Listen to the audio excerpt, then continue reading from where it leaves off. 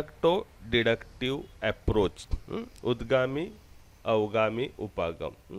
थोडंसं ॲनिमेशनमध्ये काहीतरी इथं अडचण झालेली आहे, त्याच्यामुळे काही टॉपिक तुम्हाला इथं दिसतो. बरं, आता ही मेथडसुद्धा तुम्ही गणितामध्ये लास्ट इयरला मॅथमॅटिक्स मेथडमध्ये याचा तुम्ही विचार केलेला आहे, अभ्यासलेले आहे. याच्यावर कदाचित तुम्ही प्रश्नसुद्धा लिहिला असेल, त्याच्यामुळे आपण याची एक ॲज अ रिव्हिजन म्हणून घेऊया.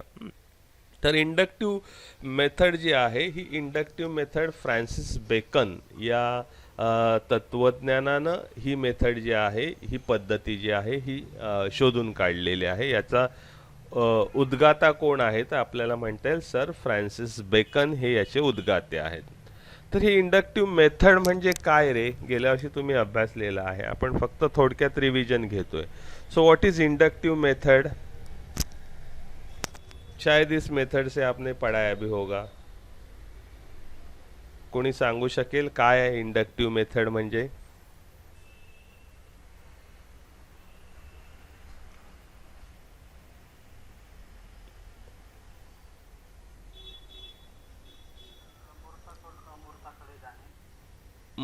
मूर्ताकडून अमूर्ताकडे जाणे. बर, ठीक, थोडंसं बरोबर आहे. आणखी काय सांगता येईल?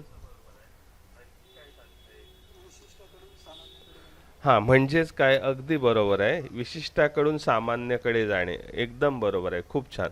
म्हणजेच काय, अजून सोप्या शब्दामध्ये विशिष्टाकडून सामान्याकडे जाणे म्हणजेच काय?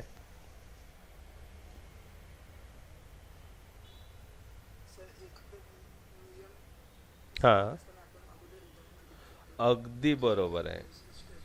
अगदी अगदी बरोबर आहे, अगदी बरोबर आहे. छान सांगितलं उत्तर, की आपण अगोदर काय करतो, जी संकल्पना, जो नियम किंवा जे सूत्र, जी जी काही आपल्याला तत्व शिकवायचे आहेत त्याच्याशी संबंधित अनेक उदाहरणं मुलांना आपण देतो आणि त्या उदाहरणावरून मुलं काय करतात, ते तत्व, तो नियम, ती व्याख्या किंवा ती संकल्पना जी आहे ती स्वतःच्या भाषेमध्ये सांगण्याचा प्रयत्न करतात. म्हणजे त्याला आपण म्हणतो विशिष्टाकडून सामान्यकडे या सूत्राचा वापर करतो. म्हणजे उदाहरणावरून त्याचं सामान्यीकरण करणं, उदाहरणावरून एखादं सूत्र तयार करणं, एखादी संकल्पना तयार करणं, एखादी व्याख्या तयार करणं, एखादा गुणधर्म सांगणं, एखादं तत्व सांगणं विज्ञानाचं, याला आपण काय म्हणतो, उद्गामी पद्धती. तर उद्गामी पद्धतीचा या पद्धतीचा आपण वापर करत असतो, या प्रक्रियेचा आपण वापर करत असतो. त्याच्यामुळं इथं लिहिलेलं आहे, it takes you from lower level of thinking to the higher level of thinking. म्हणजे विचारांच्या निम्न स्तराकडून विचारांच्या उच्च स्तराकडे घेऊन जाणारी ही पद्धती आहे. आता निम्न स्तर का, तर आपण इथं केवळ उदाहरणांचा विचार करतो आणि त्यातून काहीतरी एखादं तत्व, एखादं सूत्र, एखादी व्याख्या, एखादी संकल्पना, एखादा गुणधर्म जो आहे तो तयार होत असतो. आणि म्हणून याला म्हटलंय की ही पद्धती आपल्याला विचारांच्या निम्न स्तराकडून विचारांच्या उच्च स्तराकडे घेऊन जाणारी पद्धती आहे. याला आपण उद्गामी पद्धती असं म्हणतो, जिथं आपण उदाहरणांचा वापर करतो. ओके, हे तुम्ही सांगितलेलं आहे की इथे विशिष्टाकडून विशिष्टाकडून सामान्याकडे, फ्रॉम स्पेसिफिक टू जनरल, या ॲप्रोचचा किंवा या सूत्राचा, मॅगझिनचा आपण इथं वापर जो आहे तो वापर करत असतो आणि त्यावरून आपण विज्ञानाचे काही नियम, काही थिअरीज, काही व्याख्या ज्या आहेत त्या आपण तयार करत असतो. ठीक आहे, एखादं उदाहरण देता येईल का रे? विज्ञानातलं कोणत्याही इयत्तेचं एखादं उदाहरण द्या की जे तुम्ही उद्गामी पद्धतीनं शिकू शकाल. काय सांगता येईल एखादं उदाहरण? हां, न्यूटनचा नियम. कोणताही एखादा नियम कसा सांगता येईल या उद्गामी पद्धतीनं?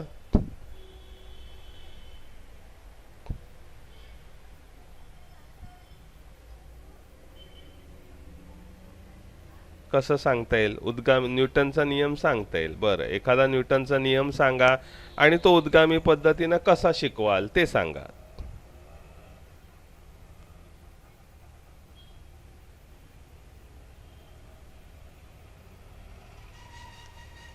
बरं, दुसरं एखादं उदाहरण द्या, त्याच्यावर तुम्हाला थोडं कठीण वाटत असेल तर.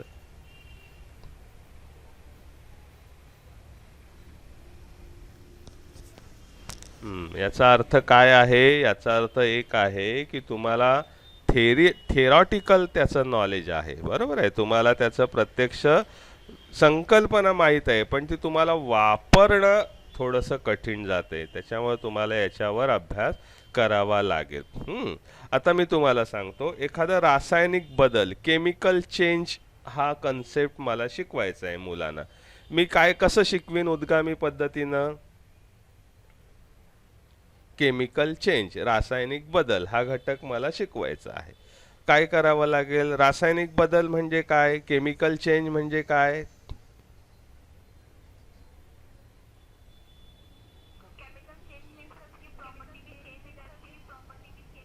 Yes, the properties of that subject will change, है ना, और the we can say the nature of that subject will change, है ना. इसका कुछ उदाहरण दे सकते हैं. So that in chemical change हम उसके ऊपर कुछ प्रक्रिया करते हैं, कुछ प्रोसेस करते हैं, so we cannot get the same material और same object in its original form. एक बार उसके ऊपर कुछ प्रोसेस की, एक बार उसके उसके ऊपर हमने कुछ ऐड किया, कुछ भी किया, तो हम उसको वापस ओरिजिनल फॉर्म में एक्सट्रैक्ट नहीं कर सकते. So this is called chemical change. तो एज अ टीचर मुझे पता है कि केमिकल चेंज किसको कहते हैं. तो how I can teach chemical change, रासायनिक बदल, विद the help of inductive method.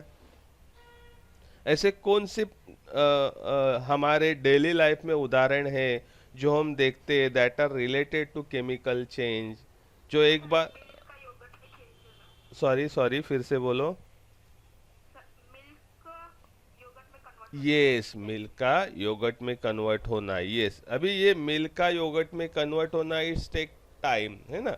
तो हम बच्चों को तुरंत वो उदाहरण क्लास में नहीं दिखा सकते. हाँ, हम मिल्क अलग और योगर्ट अलग ला के दिखा सकते, but we can't show them actually, है ना. तो ऐसे कुछ उदाहरण मुझे बताओ जो हम एक्चुअली बच्चों को क्लास में दिखा सकते हैं.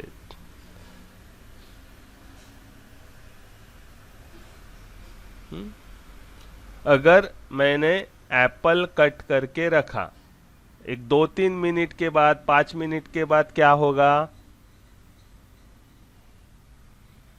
क्या होगा?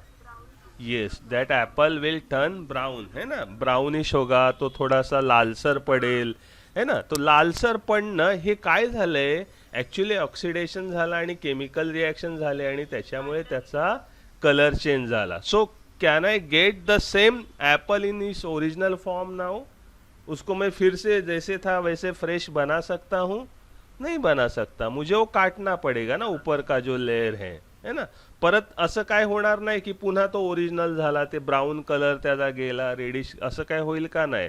सो मग हे उदाहरण मी मुलांना दाखवणार. इंडक्टिव्ह बघा मी काय करतो, बघा रे, निरीक्षण करा. मी काय करणार, ॲपल घेणार, कट करणार, मुलं पाहणार आणि थोड्या वेळाने त्यांना विचारणार आता काय झालं. मुलं म्हणतील हा सर, मॅडम याचा कलर तर चेंज झाला, ते तर रेडिश झालं, खराब झालं, काही म्हणतील मुलं. ओके, मग मी विचारणार म्हणजे आता याला परत मला मूळ स्थितीमध्ये आणता येईल का? नाही. फार फार तर मुलांच्या समजण्यासाठी मी टेबल तयार करीन. पहिल्या टेबलमध्ये उदाहरण लिहीन, दुसऱ्यामध्ये मी काय कृती केली तर ते सफरचंद कापून ठेवलं, ॲपल को कट किया.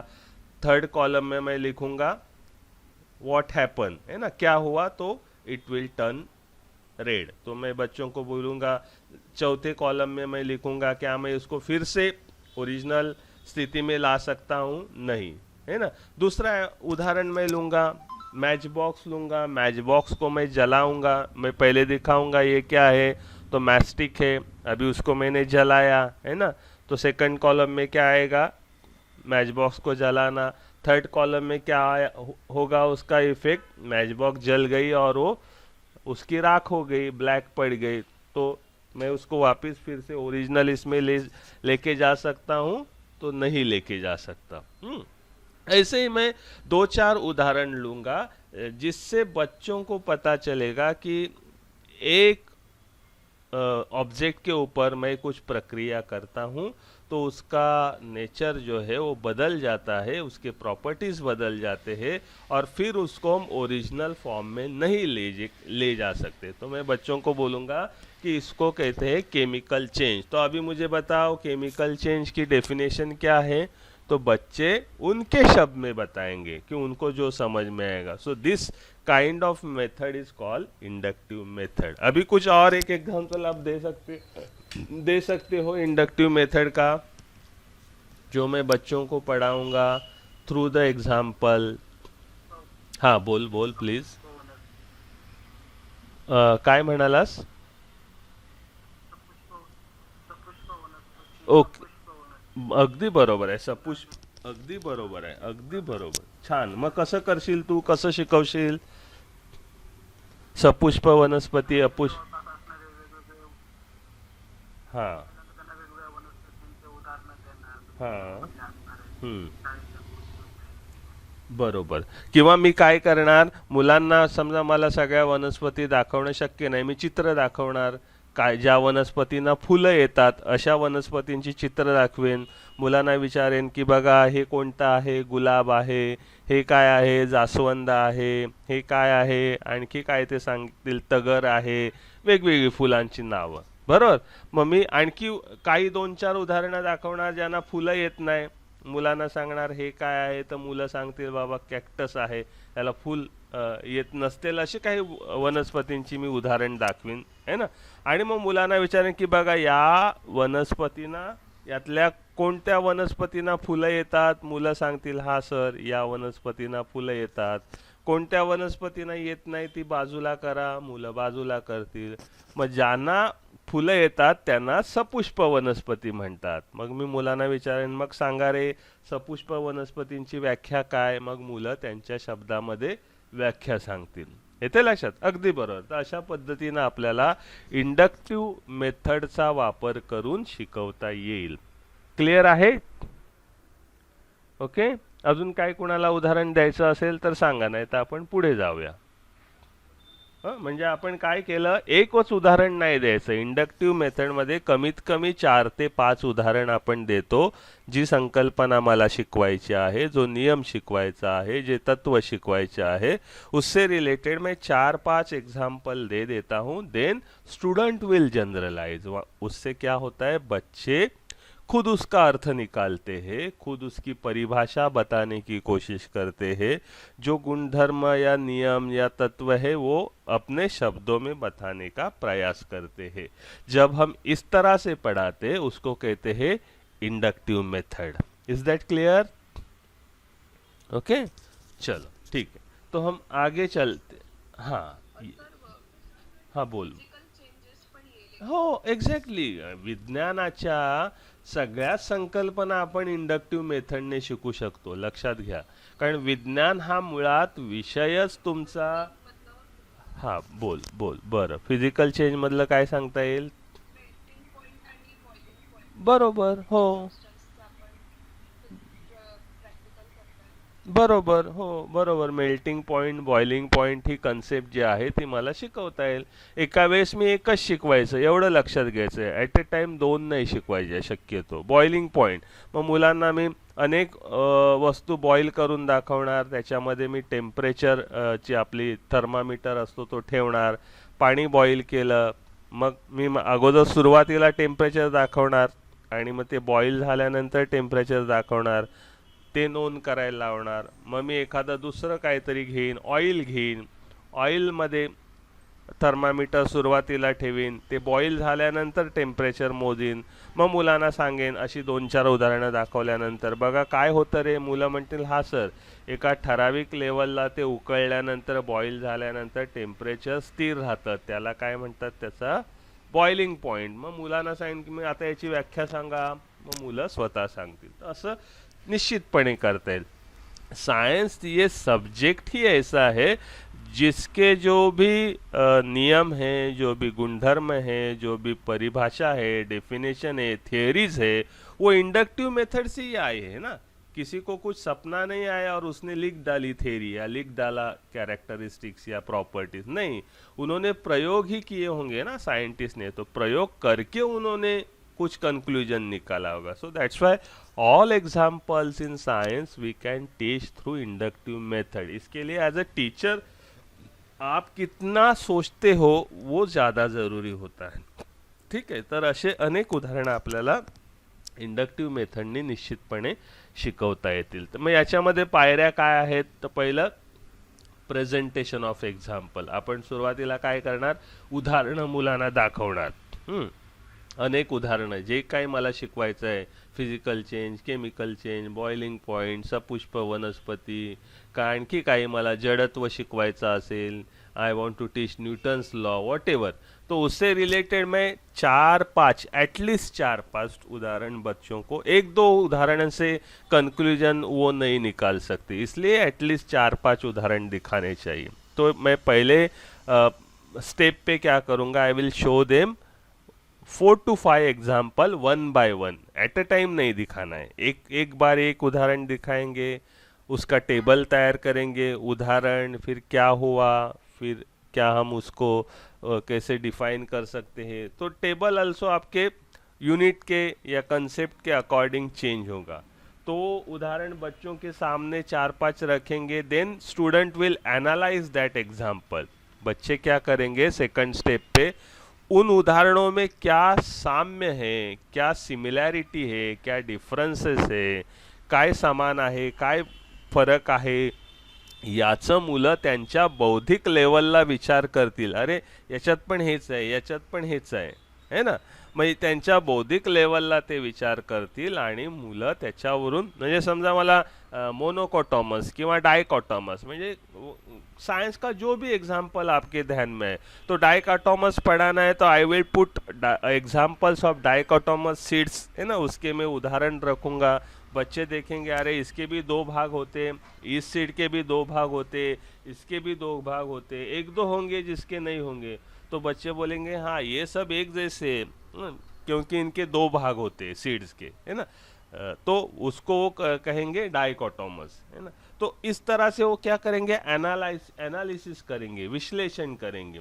जो उदाहरण उन्होंने देखा है या जो आपने दिखाए हैं और जो ब्लैक बोर्ड पे आपने रखे हैं, लिखे हैं, बच्चे क्या करेंगे, they will try to analyse it, उसका विश्लेषण करेंगे, उसमें सिमिलैरिटीज क्या है, उसमें डिफरेंसेस क्या है, वो ढूंढने की कोशिश करेंगे. एंड देन विल जनरलाइज, और उस पर से वो बताएंगे कि इसका अर्थ क्या है, इससे क्या समझ में आया, ये बच्चे बताएंगे. So that is called generalisation, है ना. एंड देन वेरीफाई, तो फिर उसको वेरीफाई करेंगे वापस. इस तरह के उदाहरण मैंने बच्चों को अगर बताए, उनको समझ में आए केमिकल चेंज क्या है वगैरह इंडक्टिव मेथड से, तो वेरिफिकेशन के स्टेज के ऊपर मैं क्या करूँगा, उनको दूसरा एक उदाहरण दूंगा और कहूँगा कि is it example of chemical change. अगर उनको समझ में आए तो बराबर बताएंगे कि है कि नहीं.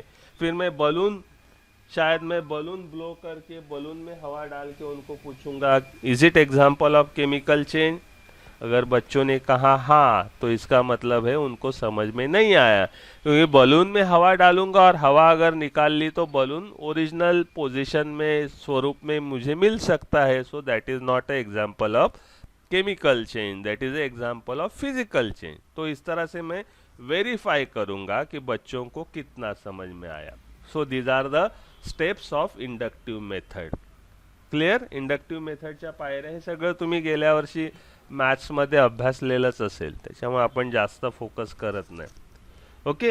एनी डाउट, किसी भी स्टेप आपको अगर समझ में नहीं आई, कुछ डाउट है तो आप पूछ सकते हो.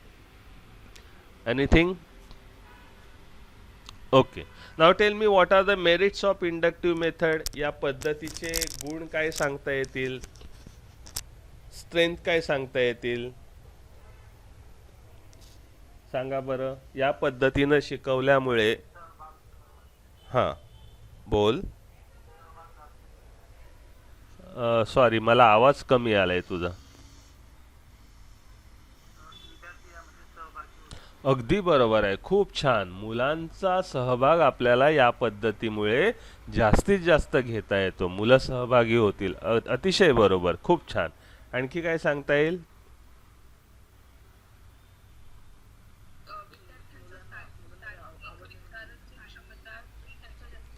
Yes, exactly correct. मुलांच्या वैचारिक क्षमतेचा student will think, no they they think, then they generalise, they analyse. ये क्या हो रहा है, जनरलाइज करना, एनालिसिस करना, तो उनके ब्रेन की डेव्हलपमेंट, थिंकिंग की डेव्हलपमेंट ज़्यादा होगी. वैचारिक क्षमतेचा विकास खूप चांगल्या प्रकारे होईल. अगदी बरोबर आहे. छान. आणखी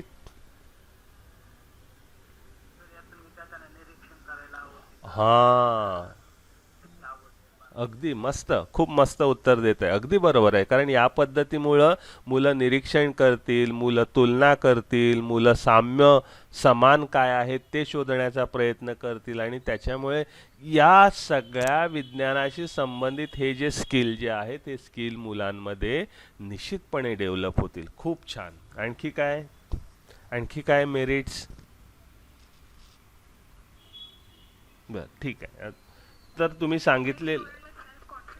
हो, absolutely correct. Self confidence will develop in student, क्योंकि अरे ये मैंने खुद ने बताया, मैंने खुद ने इसकी डेफिनेशन बताई, तो वो कॉन्फिडेंस उनमें अलग ही उससे निर्माण होगा. So definitely it will develop self. वही देखो, कुछ नया है क्या, इतना आसान है. जो आपने बताया वही पॉइंट पहले से मैंने लिखे. So you are on the right track. So people's active participation in the learning process, शिकण्याच्या प्रक्रियेमध्ये मुलांचा अगदी क्रियाशील कृतीयुक्त सहभाग असेल, ॲक्च्युअल ऑब्झर्वेशन, थिंकिंग, एक्सपेरिमेंटेशन, हे सगळं त्यातून डेव्हलप होणार आहे. मुलं self dependence, self confidence develop होईल. वो किसी के ऊपर निर्भर नहीं रहेंगे, they will not depend on others, and so self confidence, आत्मविश्वास वाढेल. त्यांची क्युरियासिटी जी आहे, जिज्ञासा जी आहे, तो इट विल एनहॅन्स, ती वाढेल. जिज्ञासा वाढीस लागेल. सायकोलॉजिकल प्रिन्सिपल आहे लर्निंग बाय डुईंग, म्हणजे कृतीतून अध्ययन ज्याला आपण म्हणतो ना, लर्निंग बाय डुईंग म्हणजे कृतीतून अध्ययन. ते कृतीतून अध्ययन या मानसशास्त्रीय तत्वावर आधारित अशी ही पद्धती आहे. These are only few statements I will say. आप इसमें और ऐड कर सकते हो मेरिट्स ऑफ इंडक्टिव मेथड है. मैं ज़्यादा लिखना नहीं चाहता. You can add more points in the merits of inductive method. याचे डीमेरिट्स काय सांगता येतील, दोष किंवा मर्यादा काय सांगता येतील या पद्धतीच्या? What are the demerit? हाँ हाँ, इट्स विल टेक टाइम. हमारा हमेशा का जो होता है टाइम कंज्यूमिंग है ना, वेळ खूप लागेल अशा पद्धतीनं शिकवायला. और क्या कह सकते हैं इसके डीमेरिट्स?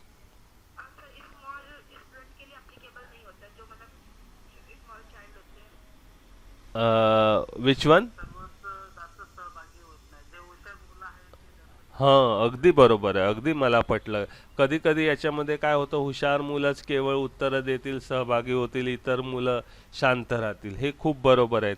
तेव्हा शिक्षकाची भूमिका खूप महत्त्वाची आहे. त्यांना पुढं आणणं, सगळ्या मुलांचा सहभाग करून घेणं. पण ही मर्यादा आपल्याला निश्चितपणे सांगता येईल. बरोबर आहे. छान. आणखी? मस्त, छान उत्तरं देत आहे तुम्ही.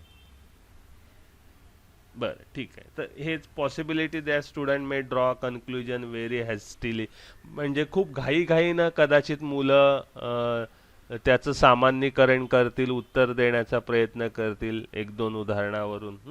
Very slow and lengthy, he process खूप स्लो चालणारी, अधिक वेळ घेणारी प्रोसेस आहे. नॉट सुटेबल फॉर रिव्हिजन, मला जर उजळणी घ्यायची असेल तर ही पद्धती उपयोगी नाही, आणि इथं आपण पहिल्यापासून सगळं करत असतो. So all topic cannot be teach by this method, आहे ना. आणि त्यांनी सांगितलं तोही मुद्दा खूप छान आहे की सगळीच मुलं याच्यामध्ये सहभागी होणार नाही, तर हा पण या पद्धतीचा धोका आहे. You can write many more points in demerits also. So this is a inductive method. So inductive method is clear. याच्याबद्दल काही डाऊट? Okay, fine. नेक्स्ट जो इससे अपोजिट मेथड है that is a deductive method. तो deductive method क्या है रे? इससे अपोजिट क्या है डिडक्टिव मेथड? Any idea? अवगामी पद्धती ज्याला आपण म्हण. हा, बोलो.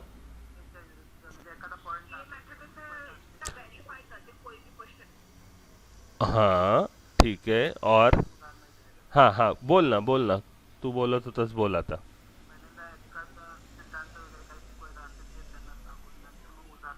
बरोबर, ये उद्गामीच्या अगदी उलट। इस मेथड में हम क्या करते हैं, पहले ही उनको परिभाषा डेफिनेशन बताते हैं, गुणधर्म बताते हैं, तत्व प्रिंसिपल आपण सांगून टाकतो, जो भी नियम है हम बताते हैं, and then we'll give example related to that. So mostly हम क्लास में इस मेथड से ही पढ़ाते हैं ना, हम पहले उनको बताते हैं।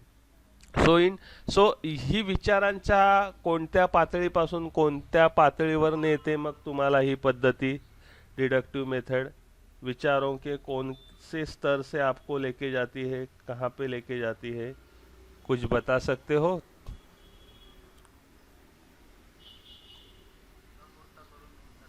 अमूर्ताकडून मूर्ताकडे, मी विचारांचा स्तर म्हटलं, जसं की इंडक्टिव्ह मेथडमध्ये आपण पाहिलं की विचारांच्या निम्न स्तराकडून lower level thinking to higher level thinking, तशी ही कशी नेते मग higher level to lower level, बरोबर? म्हणजे हायर लेवल का, कारण कारण आपण अगोदरच सूत्र सांगतो, अगोदरच नियम सांगतो, अगोदरच ती परिभाषा व्याख्या सांगतो।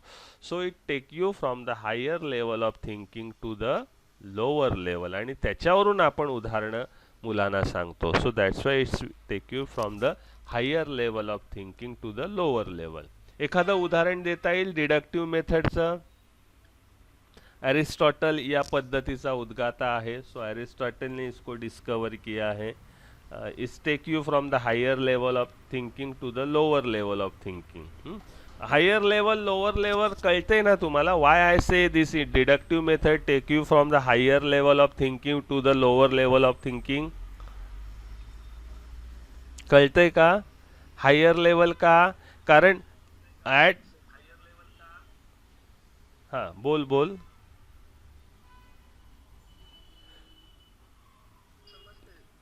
हां, कारण तुम्ही इथे काय करता, ऑलरेडी जनरलायझेशन, जे काही सूत्र, जे काही तत्व किंवा जे काही नियम तयार झालेला आहे, जो जनरलाइज आहे, जगामध्ये सगळीकडे जो मान्य आहे, तो पहिल्यांदा सांगता, म्हणजे हा काय झाला, विचारांचा उच्च स्तर झाला आहे ना, सगळ्यांना ते कदाचित पटकन कळेल न कळेल ती कन्सेप्ट।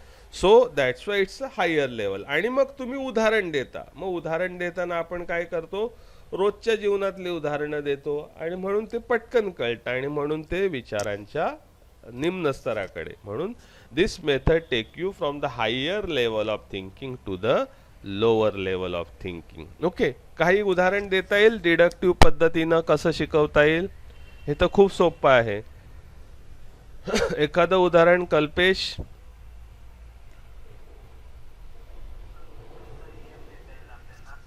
हां, एखादा नियम सांगता येईल, आणि पुढे काय करायचं नियम सांगितल्यावर?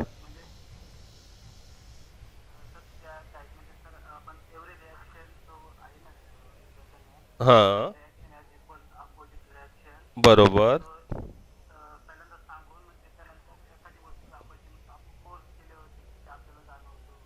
बरोबर, अगदी बरोबर आहे। म्हणजे न्यूटनचा नियम त्यांनी जो सांगितला, एव्हरी ॲक्शन, हां हां, बोल बोल जयश्री बोल। बरोबर, अगदी बरोबर, म्हणजे तुम्हाला हे मेथड समजलेली आहे। म्हणजे जसं तुम्ही सांगताय तसं अगोदर आपण नियम तत्व सांगतो, आणि त्याच्याशी रिलेटेड उदाहरणं मुलांना देतो, बरोबर? म्हणजे मी अगोदर जडत्व म्हणजे काय, इनर्शिया किसको कहते ये पहले बताऊंगा, उसकी डेफिनेशन, और फिर उसकी एग्जाम्पल मैं बच्चों को दिखाऊंगा। So this is deductive method. Okay, आता या पद्धतीच्या पायऱ्या काय आहेत, तर अगदी इंडक्टिव्हच्या उलट, म्हणजे या इथं आपण सुरुवातीला प्रस्तावना करतो, देन वी स्टेटमेंट ऑफ जनरॅलिटी, जो नियम आहे, जे सामान्यीकरणाचं विधान आहे, स्टेटमेंट ऑफ जनरॅलिटी म्हणजे सामान्यीकरण, म्हणजेच एखादा नियम, एखादं सूत्र, एखादी व्याख्या, एखादा गुणधर्म, एखादं तत्व विज्ञानाचं, ते अगोदर आपण सांगतो, and then we explain general idea, त्याच्याशी रिलेटेड ते काय आहे ते आपण स्पष्ट करतो, अँड देन इल्युस्ट्रेशन, मग काय करतो आपण, त्याच्याशी रिलेटेड उदाहरणं देतो। इल्युस्ट्रेशन म्हणजे उदाहरणं, त्याच्याशी रिलेटेड उदाहरणं देतो, म्हणजे प्रस्तावना करतो, ती संकल्पना किंवा ते तत्व नियम सांगतो, तो स्पष्ट करतो आणि मग त्याच्यावर आधारित आपण उदाहरण देतो आणि पुन्हा आपण मूल्यमापन करतो. मग आपण नेहमीप्रमाणे मुलांना किती समजलंय हे तपासून पाहतो. तर या पायऱ्यांमधून आपण या डिडक्टिव्ह मेथड शिकत असताना आपण या पायऱ्यांचा उपयोग करतो. ओके, लिहिता येतील ना या पायऱ्या? काय अडचण आहे? कोणती पायरी समजा तुम्हाला काय कठीण वाटत असेल तर तुम्ही विचारा, आपण त्याच्यावर, नाहीतर ते सोपं आहे म्हणून मी इथे वेळ घेत नाही. ठीक आहे, मग आता या पद्धतीचे मेरिट्स काय सांगता येतील, गुण काय सांगता येतील डिडक्टिव्ह मेथडच्या?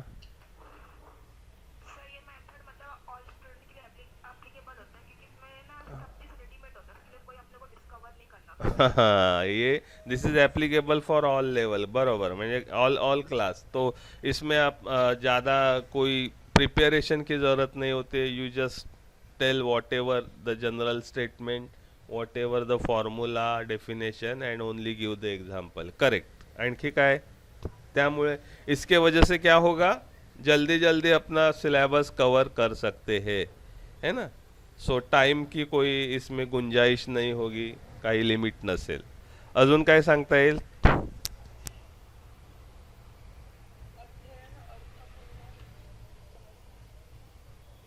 हां, आवाज थोडा कमी आला. काय झालंय, माझ्या इकडून आज खूप वाहनांची खूप रहदारी सुरू आहे आणि म्हणून मला आवाज थोडा, थोडं परत बोलशील जयश्री?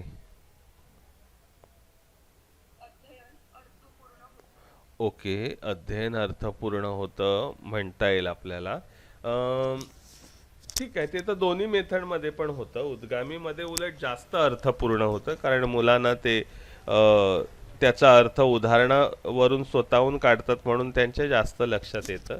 ठीक आहे, तर टीचर सेंट्रिक मेथड आहे, शिक्षक केंद्रित आहे. शिक्षक सांगतात काय संकल्पना, काय नियम, काय तत्व आणि मुलं ते फॉलो करतात. सो शिक्षक केंद्रित आहे. इकॉनॉमिकल आहे, तुम्ही फक्त इकडे शिकवायचं आहे, थेअरी पार्ट सांगायचा आहे, उदाहरण द्यायचं आहे, काय प्रयोग वियोग जास्त करण्याच्या भानगडीत पडायचं नाही, अधिकची उदाहरणं दाखवायची नाही, म्हणून आर्थिकदृष्ट्या परवडणारी आहे, व्हेरी इकॉनॉमिकल आहे. सेव्ह टाइम अँड एनर्जी, वेळ आणि एनर्जी, आपला जो आहे शक्ती जी आहे त्याची बचत होते आणि लहान मुलांसाठीही उपयुक्त असणारी पद्धती आहे. Even it is suitable for all class. ठीक आहे, याच्यामध्ये तुम्ही आणखी ॲड करू शकता. डिमेरिट्स काय सांगता येईल, या पद्धतीचे दोष किंवा मर्यादा काय सांगता येतील? हां, अगदी छान. मुलांचा सहभाग, student participation is very less because students teacher centric है, तो टीचर ही ज़्यादा बोलेगा, एक्सप्लेन करेगा, उदाहरण देगा. So students involvement participation is very less. Absolutely correct. और क्या कह सकते हैं, आणखी काय सांगता येईल?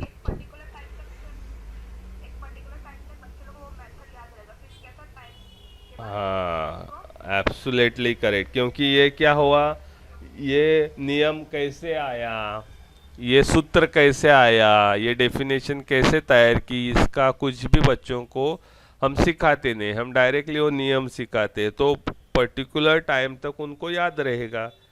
तो ज़्यादा से ज़्यादा कंटेंट इस मेथड से हम पढ़ाएंगे तो भूलने के चांसेस ज़्यादा है.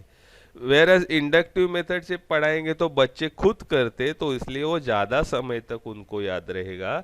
यहाँ पे बच्चों को कंटेंट जो है वो ज़्यादा समय तक याद नहीं रहेगा. Absolutely correct. और क्या कहेंगे, अजून काय मर्यादा सांगता येतील? हां, खूपच छान, खूपच छान. पाठांतरावर भर देणारी ही पद्धती आहे. अगदी बरोबर, मस्त बोललास. कदाचित हा मुद्दा मी पण लिहिला नसेल. So it will focus is on retention, repetition, है ना. पाठांतर करण्यावर भर देणारी पद्धती आहेत.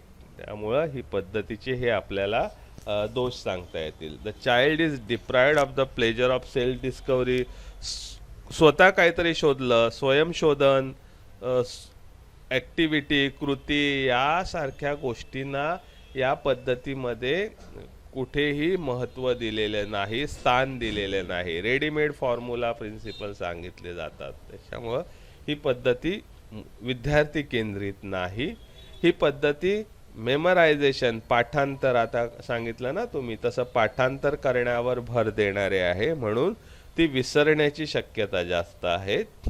मुलांमध्ये त्यामुळे काय होईल, सगळंच पाठ करायचं का कसं याची काही उत्तरं मिळत नाही आणि म्हणून मुलांमध्ये निरुत्साह निर्माण होईल, मोटिवेशन त्यांना शिकायला मिळणार नाही, इच्छा निर्माण होणार नाहीत आणि ही तुम्हाला मुलांना सहभागीच करून घेत नाही, त्याच्यामुळे त्यांच्यामध्ये सेल्फ कॉन्फिडन्स वगैरे या गोष्टी डेव्हलप होणार नाहीत. तर या पद्धतीच्या आपल्याला दोष सांगता येतील किंवा या पद्धतीचे आपल्याला डिमेरिट सांगता येतील.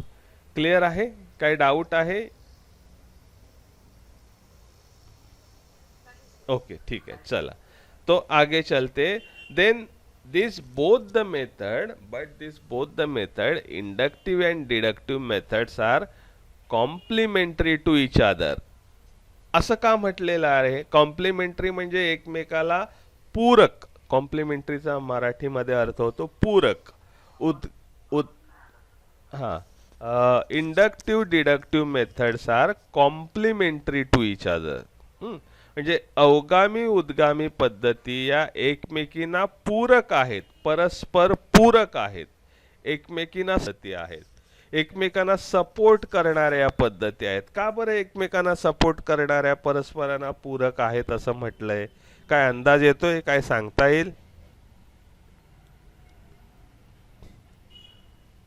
ओके, मी एक डायग्राम दाखवतो. अभी इससे आप कुछ बता सकते?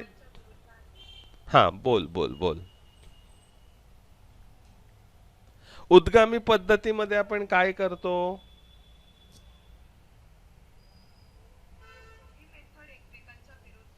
विरुद्ध आहेत नाहीत, उलट मी तर म्हणतो ते एकमेकांना पूरक आहेत, एकमेकांना सपोर्टिव्ह आहेत. त्यांचं स्वरूप जरी विरुद्ध असलं, but two methods, inductive deductive methods are complementary to each other. एकमेकांना सपोर्टिव्ह आहेत, एकमेकांना कॉम्प्लिमेंटरी म्हणजे परस्पर पूरक आहेत. असं का म्हटलेलं आहे? बर, तुमच्या लक्षात येईल. मी तुम्हाला विचारतो की इंडक्टिव्ह मेथड मध्ये आपण काय करतो?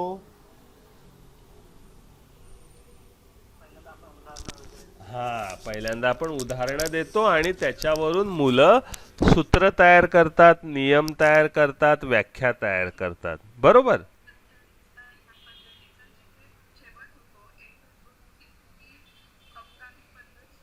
बरोबर. इवन उलट पण बोलता येईल आपल्याला. हा, येस, बरोबर. म्हणजे ह्या डायग्राम कडे जर तुम्ही पाहिलं तर तुम्हाला लक्षात येईल की इंडक्टिव्ह मेथड आपल्याला लोअर लेवल ऑफ थिंकिंग पासून हायर लेवल ऑफ थिंकिंग कडे नेते. हा, लोअर लेवल डायग्राम बघा, नंतर ॲरो दिलाय, इंडक्टिव्ह मेथड आहे, ती तुम्हाला हायर लेवल कडे नेते. म्हणजेच काय, इंडक्टिव्ह मेथड मध्ये आपण उदाहरणं देतो लोअर लेवलला आणि त्याच्यावरून आपण हायर लेवलला जातो. म्हणजे काय करतो, एखादा नियम तयार करतो, एखादा सूत्र तयार करतो, एखादी व्याख्या तयार मुलं करतात. म्हणून आणि मग पुन्हा आपण काय करतो ते तपासून पाहतो ना. इंडक्टिव्ह मेथड मध्ये शेवटची पायरी आहे व्हेरिफिकेशन. व्हेरिफिकेशन करतो म्हणजे काय, त्याच प्रकारचं दुसरं उदाहरण मुलांना देतो आणि ते त्यांना विचारतो की हे या सूत्रात बसतं का, किंवा याच्यावरून हीच व्याख्या, हाच गुणधर्म निघतो का. जसं मी तुम्हाला सांगितलं की केमिकल चेंज हे उदाहरण मी मुलांना त्याची 4-5 उदाहरणं दिली आणि मग मी काय करेन, दुसरे एक उदाहरण देईन मुलांना की चांदी काळी पडते. तर चांदी काळी पडणे हे केमिकल चेंजचं आहे की नाही, का आहे? मग मुलं त्याचं उत्तर देतील, हा सर आहे, कारण ती परत काळी पडल्यानंतर आपल्याला पूर्ववत स्थितीमध्ये ती आणता येत नाही, है ना. म्हणून ते काय आहे, ते केमिकल चेंजचं उदाहरण आहे. अशा प्रकारे मी काय केलं, पुन्हा डिडक्टिव्ह कडे आलो ना. मी उदाहरणावरून पुन्हा केमिकल चेंज आहे की नाही हे विचारतो. म्हणजे मी काय केलं, डिडक्टिव्ह मेथडचा वापर केला. म्हणजे इंडक्टिव्ह मेथड मध्ये उदाहरणावरून सूत्र तयार करतो किंवा नियम तयार करतो, lower level to higher level, आणि त्या सूत्रात नियमाशी संबंधित मी अजून वेगळं उदाहरण देतो. म्हणजेच मी काय करतो, हायर लेवल टू लोअर लेवलला येतो. म्हणून या दोन्ही पद्धती एकमेकींना कॉम्प्लिमेंटरी आहेत. हर एक दूसरे को पूरक है, परस्पर पूरक अशा या पद्धती आहेत. समजलं का ह्या सर्कलचा डायग्रामचा अर्थ तुम्हाला काय? हम्म, समजलं का? काय कन्फ्युजन आहे? हाँ हाँ, कोई बता सकता है क्या है? Why this inductive deductive methods are complementary to each other?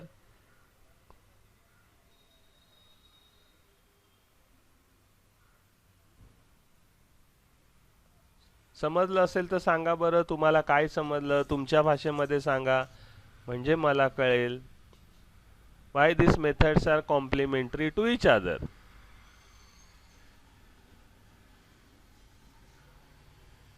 आवाज येतोय ना? हा, सांगा परस्परांना पूरक का आहेत या पद्धती?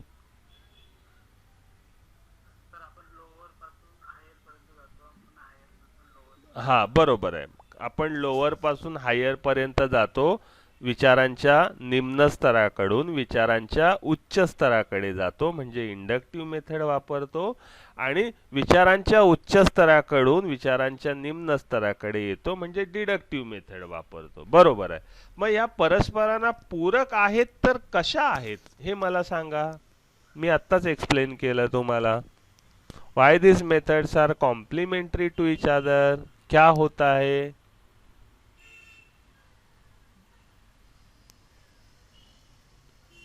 परत एकदा सांगतो बघा. हा, इंडक्टिव्ह मेथड मध्ये आपण काय करतो, उदाहरणं देतो, 5-6 उदाहरणं देतो, मुलं त्या उदाहरणांची तुलना करतात, साम्य शोधतात आणि काहीतरी नियम सांगतात किंवा त्याची व्याख्या सांगतात. केमिकल चेंज, फिजिकल चेंज, सपुष्प वनस्पती, अपुष्प वनस्पती, न्यूटनचा नियम, जे काय आहे ते मुलं सांगतात. म्हणजे आपण काय केलं, इंडक्टिव्ह मेथड वापरली, उदाहरणं दिली, त्याच्यावरून मुलांनी नियम सांगितला, म्हणजे आपण लोअर लेवल पासून हायर लेवलला घेऊन आलो, इंडक्टिव्ह मेथड वापरली. आता शेवटची पायरी काय आहे इंडक्टिव्ह मेथडची? व्हेरिफिकेशन आहे ना. मग इथे आपण काय करतो, पुन्हा त्यांना उदाहरण एखादं देतो आणि ते त्यांना विचारतो, बाबा हे उदाहरण रासायनिक बदलाचं आहे का, किंवा ही उदाहरण सपुष्प वनस्पतीची गुणधर्म या वनस्पतीला लागू होतात का. म्हणजेच मी काय केलं, उदाहरण दिलं आणि मग त्यांना ते जी काही संकल्पना समजलेली आहे त्याला ती उदाहरणं लागू होतात का हे विचारलं. म्हणजेच मी पुन्हा काय केलं, जी संकल्पना समजलेली आहे म्हणजे हायर लेवल पासून मी उदाहरण दिलं आणि ते विचारलं ते त्या संकल्पनेशी नियमाशी संबंधित आहे का. म्हणजेच मी काय केलं, डिडक्टिव्ह मेथडची वापर केला ना. डिडक्टिव्ह मेथड मध्ये आपण काय करतो, संकल्पना सांगतो, थेअरी सांगतो, नियम सांगतो आणि त्याच्यावरून उदाहरण देतो. मग मी इथं काय केलं, अगोदर उदाहरणं सांगितली, त्याच्यावरून नियम तयार केला आणि आता परत मी इथं नियम तयार केल्यानंतर उदाहरण दिलं आणि तो नियम जो तयार केलेला आहे तो बरोबर आहे की नाही हे तपासलं. म्हणजे मी काय केलं, डिडक्टिव्ह मेथडचा वापर केला. आणि म्हणून या दोन्ही पद्धती एकमेकांना पूरक आहेत, परस्परांना पूरक आहेत. समजलं का? बरोबर आहे, अगदी बरोबर आहे, छान. हां, तर हे एक झालं. किंवा मला चुंबकीय मॅग्नेटिझम शिकवायचं आहे, मग मी लोअर लेवलपासून कसं जाईन, मॅग्नेटिक सबस्टन्स कोणते आणि अमॅग्नेटिक नॉन मॅग्नेटिक सबस्टन्स कोणते, चुंबकीय पदार्थ आणि अचुंबकीय पदार्थ यांचे गुणधर्म मला शिकवायचे. मग मी काय करेन, इंडक्टिव्ह मेथडनी जाताना मी चुंबक घेईन, एक पदार्थ घेईन, चुंबकाच्या जवळ नेला तर तो चुंबकाला चिकटला तर मी तो मॅग्नेटिक सबस्टन्स चुंबकीय पदार्थ या लिस्टमध्ये लिहीन. तो जर नाही चिकटला तर मी अचुंबकीय पदार्थ नॉन मॅग्नेटिक सबस्टन्स या कॉलममध्ये लिहीन. असे मी 5-6 उदाहरणं घेईन. जे चिकटतात ते मी मॅग्नेटिक सबस्टन्स किंवा चुंबकीय पदार्थ या कॉलममध्ये लिहीन, जे नाही चिकटत ते मी अचुंबकीय पदार्थ या कॉलममध्ये लिहीन. आणि मग मी मुलांना विचारीन की बाबा आता चुंबकीय पदार्थ म्हणजे काय, तर मुलं सहज सांगतील की सर जे पदार्थ चुंबकाला चिकटतात किंवा आकर्षित होतात त्यांना चुंबकीय पदार्थ म्हणतात. ठीक आहे, म्हणजे मी काय केलं, लोअर लेवलपासून हायर लेवलला आलो, इंडक्टिव्ह मेथड वापरलं. आता मी काय करतो, आता त्यांना चुंबकीय पदार्थ म्हणजे काय हे समजलं इंडक्टिव्ह मेथडमुळं. आता मी काय करेन, दुसरा एखादा नवीन पदार्थ घेईन आणि मुलांना विचारीन हा पदार्थ चुंबकीय आहे की अचुंबकीय आहे. कारण त्यांना चुंबकीय पदार्थ म्हणजे काय आणि अचुंबकीय पदार्थ म्हणजे काय हे समजलं इंडक्टिव्ह मेथड मुलं. मग मुलं काय करतील, तो चुंबकीय आहे की अचुंबकीय आहे तो प्रयोग करून बघतील आणि मला सांगतील की तो चुंबकीय आहे की अचुंबकीय. म्हणजे या लेवलला, हायर लेवलला त्यांना चुंबकीय पदार्थ अचुंबकीय पदार्थ याचे गुणधर्म कळालेले आहेत, समजलेले आहेत. आता ते व्हेरीफाय करतील, म्हणजेच ते काय करतील, जो गुणधर्म चुंबकीय अचुंबकीय मी त्यांना काढून घेतलाय त्याच्याशी रिलेटेड जे उदाहरणं आहेत ते बसतंय की नाही ते तपासतील. म्हणजेच ते काय करतील, डिडक्टिव्ह मेथडचा वापर करतील. So in this way this two methods are complementary to each other, परस्परांना पूरक आहेत. कारण इथे मी काय केलं, नियम आहे, मी उदाहरण दिलं म्हणजे डिडक्टिव्ह मेथड, आणि इंडक्टिव्ह मध्ये काय उदाहरण देतो आणि त्याच्यावरून नियम तयार करतो म्हणजे inductive. So that's why inductive deductive methods are complementary to each other, एक परस्परांना त्या कशा आहेत, पूरक असणाऱ्या पद्धती आहेत.